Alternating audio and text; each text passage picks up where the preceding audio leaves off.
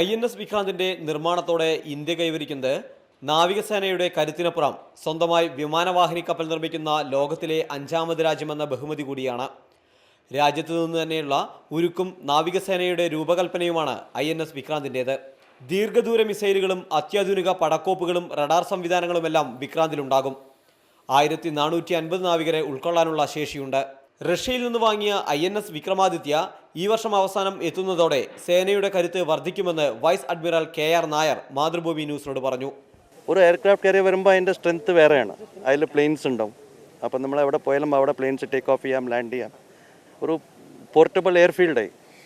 പറന്നിറങ്ങുന്ന വിമാനത്തെ പെട്ടെന്ന് പിടിച്ചു നിർത്താനുള്ള അറസ്റ്റഡ് റിക്കവറി സംവിധാനം വിക്രാന്തിലുണ്ടാകും. Apart from the aviation facility, the aircraft landing, the arrestivers, the restraining gear, all that has to come in, and all that will happen in the next 2 phases. 2016 ആരംഭിക്കുന്ന കടലിലെ പരീക്ഷണ യാത്രകൾക്ക് ശേഷം 2018 വിക്രാന്ത് ഇന്ത്യയുടെ സമുദ്രാതിർത്തി കാക്കാനിറങ്ങും. 30ഓളം യുദ്ധവിമാനങ്ങളെ വഹിക്കാനുള്ള ശേഷിയുണ്ട് ഇന്ത്യ സ്വന്തമായി നിർമ്മിക്കുന്ന ഈ INS വിക്രാന്തിന്. 2018 അവസാനത്തോടെയാകും ഇത് നാവികസേനയുടെ ഭാഗമാവുക. കൊച്ചി ഷിപ്പ്യാർഡിൽ നിർമ്മാണത്തിലിരിക്കുന്ന INS വിക്രാന്തിൽ നിന്ന് ക്യാമറാമാൻ ബിനുവിനൊപ്പം സനൂപ് ശശിധരൻ, മാതൃഭൂമി ന്യൂസ്.